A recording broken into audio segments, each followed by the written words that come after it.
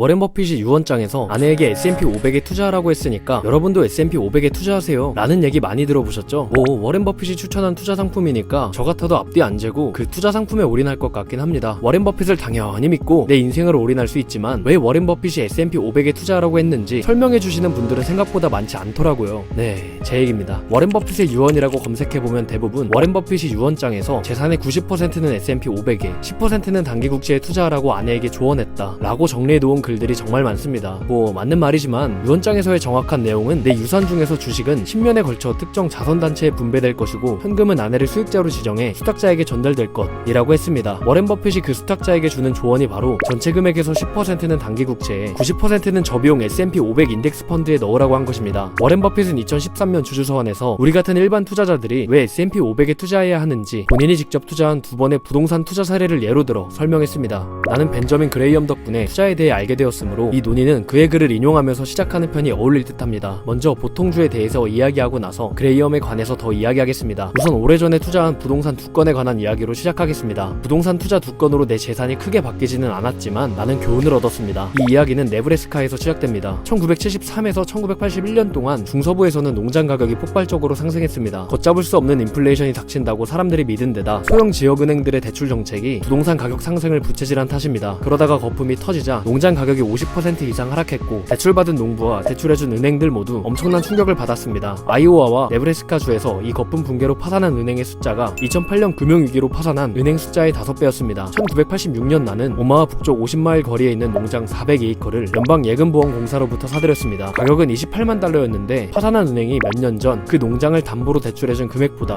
훨씬 적은 액수였습니다. 나는 농장 운영에 대해 아는 것이 없었습니다. 그러나 아들 하나가 농사를 좋아했어서 아들의 도움으로 이 농장의 옥수수 및 콩의 산출량과 운영 경비를 추산할 수 있었습니다. 이 추정치를 바탕으로 계산해보니 당시 이 농장에서 나오는 표준 수익이 약 10%였습니다. 또한 세월이 흐르면 생산성이 향상되고 곡물 가격도 상승하리라 생각했습니다. 두 가지 예상 모두 적중했습니다. 나는 특별한 지식이나 정보 없이도 이 투자가 손실 위험은 없고 수익 가능성은 크다고 판단할 수 있었습니다. 물론 때때로 흉년도 들고 가격도 하락할 수도 있습니다. 그런들 무슨 문제가 있겠습니까? 때로는 풍년도 들 것이고 나는 서둘러 농장을 팔 필요도 없었습니다. 28년이 지난 지금 농장에서 나오는 이익은 3배로 불었고 농장 가격은 5배 이상 뛰었습니다. 나는 지금도 농사를 전혀 모르며 최근에야 2번째로 농장을 방문했습니다. 1993년에도 나는 소규모로 투자했습니다. 내가 살로몬의 CEO였을 때 회사 건물주였던 레리 실버슈타인이 부동산 매물 하나를 알려주었습니다. 정리신탁공사에서 매각하는 뉴욕대학교에 인접한 상가 부동산이었습니다. 이번에는 상업용 부동산 거품이 붕괴했습니다. 저축기관들이 낙관적인 대출 관행으로 거품을 키우다가 파산하자 정리신탁공사가 이들의 자산을 처분하려고 내놓은 매물이었습니다. 이번에도 분석은 간단했습니다. 대출금이 없을 때 이 부동산에서 나오는 수익률이 농장과 마찬가지로 약 10%였습니다. 그러나 당시 정리신탁공사가 이 부동산을 제대로 관리하지 못하고 있었으므로 비어있는 여러 매장을 임대하면 수익이 올라갈 수 있었습니다. 더 중요한 사실은 이 건물의 평균 임대료가 제곱피트당 70달러였는데도 전체 공간의 약 20%를 점유한 최대 세입자가 내는 임차료는 약 5달러에 불과했다는 점입니다. 9년 후 이 임대계약이 만료되면 수익이 대폭 증가할 수밖에 없었습니다. 부동산의 위치도 최고였습니다. 뉴욕대학교가 옮겨갈 일은 없으니까요. 나는 레리와 내 친구 프레드 로즈가 만든 소규모 그룹에 가담해 이 부동산을 사들였습니다. 노련한 인류 부동산 투자자 프레드가 가족과 함께 이 부동산을 관리할 예정이었습니다. 그리고 실제로 프레드 가족이 관리했습니다. 기존 계약이 만료되자 수익이 3배로 뛰었습니다. 이제는 연간 분배금이 투자 원금의 35%를 넘어갑니다. 게다가 기존 부동산 담보대출금을 1996년과 1999년에 재용자 받는 과정에서 특별 분배금까지 여러 번 받았는데 합계 금액이 투자 원금의 150%가 넘었습니다. 나는 아직 부동산을 구경도 못했습니다. 앞으로 수십 년 동안 농장과 뉴욕대학교 인접 상가에서 나오는 수익은 10중 8구 증가할 것입니다. 증가율이 극적으로 높지는 않겠지만 내 평생에 이어 자녀와 손주들에게도 확실하고 만족스러운 수익을 안겨줄 것입니다. 지금까지 내가 투자한 부동산에 대해 이야기한 이유는 투자의 기본을 설명하기 위해서입니다. 첫 번째, 전문가가 아니어도 만족스러운 투자 수익을 얻을 수 있습니다. 당신이 전문가가 아니라면 자신의 한계를 인식하고 매우 확실한 방법을 선택해야 합니다. 이를 단순하게 유지해야 하며 일확천금을 노려서는 안 됩니다. 누군가 즉시 이익을 내주겠다고 약속하면 즉시 거절하세요. 두 번째, 자산의 미래 생산성에 초점을 맞추세요. 그 자산의 미래 이익을 대강이라도 추정하기가 어렵다면 그 자산은 포기하고 다른 자산을 찾아보세요. 모든 투자 기회를 평가할 수 있는 사람은 없습니다. 그리고 모든 것을 다 알 필요도 없습니다. 자신이 선택한 것만 이해하면 됩니다. 세 번째, 자산의 장래 가격 변동에 초점을 맞춘다면 그것은 투기입니다. 투기가 잘못이라는 말은 아닙니다. 그러나 나는 투기를 잘하지 못하며 계속해서 투기에 성공했다는 사람들의 주장을 믿지 않습니다. 여러 사람이 동전 던지기를 하면 첫 회에는 절반 정도가 승리할 것입니다. 그러나 이들이 동전 던지기를 계속한다면 아무도 이익을 기대할 수 없습니다. 따라서 어떤 자산의 가격이 최근 상승했다는 이유로 그 자산을 절대 사선 안 됩니다. 네 번째, 나는 두 부동산에 투자할 때 때 부동산에서 나오는 수익만을 생각했지 매일의 가격 변동은 전혀 생각하지 않았습니다. 경기는 점수판만 쳐다보는 선수들이 아니라 시합에 집중하는 선수들이 승리합니다. 주가를 보지 않고서도 주말을 즐겁게 보낼 수 있다면 평일에도 그렇게 해보세요. 5번째, 거시경제에 대한 관점을 세우거나 남들의 거시경제 예측이나 시장 예측에 귀 기울이는 것은 시간 낭비입니다. 사실은 위험하기까지 합니다. 정말로 중요한 문제에 초점을 흐릴 수 있기 때문이죠. TV 논평자들이 입심 좋게 시장을 예측하는 모습을 보면 나는 유명 야구 선수인 미키 멘틀의 통렬한 비판이 떠오릅니다. 방송 중계석에만 앉으면 야구가 무척 쉬워 보이나 봅니다. 6번째, 내가 두 부동산을 산 시점은 1986년과 1993년입니다. 이후 경제, 금리, 주식시장 흐름이 어떻게 될 것인가는 내 투자 결정에 전혀 중요하지 않았습니다. 당시 신문 머리 기사와 전문가들이 무슨 말을 했는지도 기억나지 않습니다. 그들이 무슨 소리를 하든 네브래스카 농장에서는 옥수수가 계속 자라고 뉴욕대학교 인접상가에는 학생들이 몰려들 테니까요. 내가 산 두 부동산과 주식 사이에는 커다란 차이가 하나 있습니다. 주식은 실시간으로 가격이 나오지만 내 농장이나 뉴욕 상가의 가격은 한 번도 보지 못했습니다. 이렇게 큰 폭으로 출렁이는 가격이 실시간으로 제공되니까 주식 투자자들에게 엄청나게 유리할까요? 실제로 유리한 투자자도 있겠지요. 만일 내 농장 옆에 사는 변덕스러운 농부가 내 농장을 얼마에 사겠다거나 자기 농장을 얼마에 팔겠다고 매일 소리 지른다면, 그리고 이 가격이 그의 기분에 따라 단기간에도 큰 폭으로 오르내린다면 그의 변덕 덕분에 내가 이득을 볼 수밖에 없습니다. 그가 외치는 가격이 터무니없이 싸고 내게 여유 자금이 있다면 나는 그의 농장을 살 겁니다. 그가 부르는 가격이 말도 안 되게 비싸다면 그에게 내 농장을 팔거나 그냥 농사를 지을 것입니다. 그러나 주식 투자자들은 다른 사람들이 변덕을 부리거나 비합리적으로 행동하면 그들처럼 똑같이 비합리적으로 행동하기 일쑤입니다. 시장, 경제, 금리, 주가 흐름 등에 대한 말이 수없이 쏟아지는 탓에 일부 투자자는 전문가들의 말에 귀 기울여야 한다고 믿으며 심지어 이들의 말에 따라 행동해야 한다고 생각합니다. 사람들은 농장이나 아파트는 수십 년 동안 계속 보유하면서도 주가가 계속 오르내리고 전문가들이 가만히 앉아있지만 말고 어떻게든 해보시죠 라는 취지로 논평을 쏟아내면 흥분 상태에 빠지기 일쑤입니다. 유동성은 절대적인 이점이지만 그런 투자자들에게는 유동성이 저주가 됩니다. 변덕스럽고 말 많은 이웃이 있어도 내 농장의 가치가 떨어지지 않듯이 시장이 갑작스럽게 폭락하거나 극단적으로 오르내리더라도 투자자가 손실을 보는 것은 아닙니다. 실제로 진정한 투자자에게는 시장 폭락이 오히려 유리할 수 있습니다. 주가가 터무니없이 내려갔을 때 여유 자금이 있다면 말이죠. 투자자에게 공포감은 친구고 행복감은 적입니다. 2008년 말 이례적인 금융공황이 발생해 심각한 침체가 분명히 다가오고 있었는데도 나는 농장이나 뉴욕 상가 매각을 전혀 생각해보지 않았습니다. 내가 장기 전망이 밝은 견실한 회사의 지분을 100% 보유하고 있었다면 헐값 매각을 고려하는 것조차 어리석은 짓이었을 것입니다. 그렇다면 내가 여러 훌륭한 기업의 일부 지분인들 팔았을까요? 물론 끝내 실망스러운 실적이 나오는 기업도 있겠지만 전체로 보면 틀림없이 좋은 실적이 나올 터였습니다. 미국의 놀라운 생산 자산과 무한한 창의성이 송두리째 땅속에 파묻힐 것이라고 정말로 믿을 수 있습니까? 찰리와 내가 기업의 지분 일부를 사들일 때 분석하는 방법은 기업을 통째로 사들일 때 분석하는 방법과 매우 비슷합니다. 먼저 5년 이상 이익 범위를 합리적으로 추정할 수 있는지 판단합니다. 이익 범위를 추정할 수 있고 그 이익을 우리가 추정하는 범위의 하한선으로 가정하더라도 현재 주가가 합리적인 수준이라면 그 주식을 삽니다. 그러나 흔히 그렇듯이 미래의 이익을 추정할 수 없다면 포기하고 다음 후보로 넘어갑니다. 우리는 함께 일한 지난 54년 동안 거시경제나 정치 환경이나 다른 사람들의 견해 때문에 매력적인 매수 기회를 포기한 적이 한 번도 없습니다. 실제로 우리가 투자를 결정할 때 이런 문제들은 언급하지도 않습니다. 그러나 우리의 능력 범위는 반드시 인식해야 하며 확실히 그 안에 머물러야 합니다. 그렇게 하는데도 우리는 주식 투자와 사업에서 실수를 저지릅니다. 그래도 장기 상승장에 현혹되어 주가 상승을 기대하고 주식을 샀다가 재난을 당했을 때처럼 심각한 타격을 입지는 않습니다. 물론 대부분 투자자가 인생을 살아가면서 기업 전망 분석에 매달리는 것은 아닙니다. 현명한 사람은 잘 모르는 사업에 대해서는 미래 수익력을 예측할 수 없다고 판단합니다. 이런 비전문가들에게 좋은 소식이 있습니다. 평범한 투자자에게는 이런 기법이 필요가 없습니다. 그동안 미국 기업들은 훌륭한 실적을 기록했고 앞으로도 계속 그럴 것입니다. 물론 틀림없이 들쭉날쭉해서 움직임을 종잡을 수는 없겠지만 말이죠. 20세기의 다우 지수는 66에서 11,497로 상승했고 덤으로 배당까지 계속 높여주었습니다. 21세기에도 지수는 더 상승할 것이며 틀림없이 상승폭도 클 것입니다. 비전문가들의 목표는 대박 종목 고르기가 되어서는 안 됩니다. 전체로 보면 좋은 실적이 나올 만한 대표적인 기업들로 포트폴리오를 구성해야 합니다. 저비용 S&P 500 인덱스 펀드를 사면 이 목표를 달성할 수 있습니다. 이것이 비전문가들이 투자할 종목입니다. 투자하는 시점 역시 중요합니다. 초보 투자자는 시장이 극단적으로 과열되었을 때 들어가서 평가손이 발생하면 시장의 환멸을 느낄 위험이 있습니다. 작고한 바튼빅스의 말을 기억하시기 바랍니다. 강세장은 관계와 같다. 끝나기 직전이 가장 좋다. 이런 실수를 방지하려면 장기간에 걸쳐 주식을 사모아야 하며 악재가 나오거나 주가가 고점에서 대폭 하락했을 때 절대 팔지 말아야 합니다. 이 원칙대로 비용을 최소화하면서 잘 분산해서 투자한다면 아무것도 모르는 투자자도 거의 틀림없이 만족스러운 실적을 올리게 됩니다. 자신의 약점을 아는 순진한 투자자의 장기 실적이 자신의 약점을 전혀 깨닫지 못하는 박식한 투자 전문가보다 높을 것입니다. 투자자들이 서로 농장을 광적으로 사고 판다면 수익률이 오르지 않고 수확물 가격도 오르지 않을 것입니다. 농장 소유자 전체가 실현하는 이익만 감소할 뿐입니다. 조언을 받고 농장을 바꾸는 과정에서 막대한 비용이 발생하기 때문입니다. 그런데도 증권사와 자문사들은 끊임없이 매매하라고 개인과 기관들을 계속 설득합니다. 그 결과 투자자 전체 전체로 보면 아무런 이득이 없는데도 막대한 마찰 비용이 발생합니다. 따라서 이들의 권유를 무시한 채 비용을 최소화하면서 농장에 투자하듯 주식에 투자해야 합니다. 한마디 덧붙이자면 나는 내 말대로 행동하고 있습니다. 내가 여기에 쓴 조언은 내가 유서에 쓴 지시사항과 똑같습니다. 유산 중 현금은 아내를 수익자로 해 수탁자에게 전달될 것입니다. 내가 수탁자에게 주는 조언은 아주 단순합니다. 현금의 10%는 단기 국채에 넣고 90%는 저비용 S&P 500 인덱스 펀드에 넣으라고 했습니다. 정확히는 뱅가드 펀드를 제시했습니다. 이 정책에 따라 수탁자가 올리는 장기 실적은 고비용의 펀드 매니저를 쓰는 대부분의 투자자보다 높을 것이라고 믿습니다. 이제 벤저민 그레이엄으로 돌아가겠습니다. 나의 이러한 투자에 관한 생각의 대부분은 내가 1949년에 산 그레이엄에 져서 현명한 투자자에서 배운 것입니다. 이 책을 사고서 내 인생이 바뀌었습니다. 나는 이 책을 읽기 전에는 투자의 세계에서 방황하면서 투자에 관한 글을 닥치는 대로 읽었습니다. 나는 여러 글에 매료되었습니다. 그래서 차트에 손대기도 하고 시장 지표를 이용해서 주가 흐름을 예측하기도 했습니다. 증권사 객장에 앉아 시세 테이프가 찍혀 나오는 모습을 지켜보기도 하고 해설자 말에 귀 기울이기도 했습니다. 모두 재미있었지만 아무 성과도 없다는 생각을 떨쳐버릴 수가 없었습니다. 반면에 이 책은 대부분의 기술적 분석을 설명하는 그리스 문자나 복잡한 공식도 없이 투자 아이디어를 우아하면서도 이해하기 쉬운 산문으로 논리 정연하게 설명해 주었습니다. 이 책에서 우연히 얻은 흥미로운 정보가 2개 있습니다. 개정판에는 그에게 대박을 안겨준 투자를 설명하는 후기가 들어있었습니다. 그는 초판을 쓰던 1948년에 이 종목을 샀습니다. 이 수수께끼의 종목은 바로 가이코였습니다. 가이코의 초창기 시절에 이 회사의 특별한 장점을 그가 알아보지 못했다면 나와 버크셔의 미래는 완전히 달라졌을 것입니다. 1949년판에서는 당시 주당 이익이 약 $10인데도 주가가 $17에 불과했던 철도주도 추천했습니다. 내가 그를 존경한 이유 중 하나는 그가 배짱 좋게도 당시 사례를 사용했다는 점입니다. 투자에 실패하면 조롱당할 수 있는데도 말이죠. 그 철도 회사가 이렇게 저평가된 이유는 당시 회계 규정에 따라 관계 회사들의 막대한 유보 이익을 그 철도 회사의 보고 이익에서 제외했기 때문입니다. 그 추천주가 바로 노던 퍼시픽이었고 가장 중요한 관계 회사가 시카고 벨링턴 앤드 퀸시였습니다. 이들이 나중에 벌링턴 노던 산타페 BNSF를 구성하는 주요 회사가 되었고 현재 BNSF는 우리가 완전히 소유하고 있습니다. 내가 이 책을 읽을 당시에는 노던 퍼시픽의 시가총액이 약 $4,000,000였습니다. 이제 이 $4,000,000는 BNSF가 4일마다 벌어들이는 이익에 불과합니다. 물론 그동안 BNSF에 막대한 자산이 추가되었기도 하죠. 내가 현명한 투자자의 초판을 산 가격은 기억하지 못합니다. 그러나 그 가격이 얼마였든 이 책은 그의 가르침, 가격은 내가 치르는 것이고 가치는 내가 받는 것이다가 옳았음을 보여줍니다. 내가 지금까지 한 모든 투자에서 이 책을 산 투자가 최고였습니다. 2건의 결혼 반지를 제외하면 말이죠. 요약, 첫 번째, 워렌 버핏은 투자 전문가들과 뉴스, 그리고 실시간으로 나오는 주가 때문에 일반 투자자들이 좋은 투자 성과를 내는 것은 힘들다고 말했다. 두 번째, 일반 투자자들이 좋은 성과를 내려면 투자 전문가들과 뉴스, 그리고 주가에 현혹되지 말고 S&P 500에 장기적으로 투자하라고 말했다. 구독, 좋아요, 알림 설정.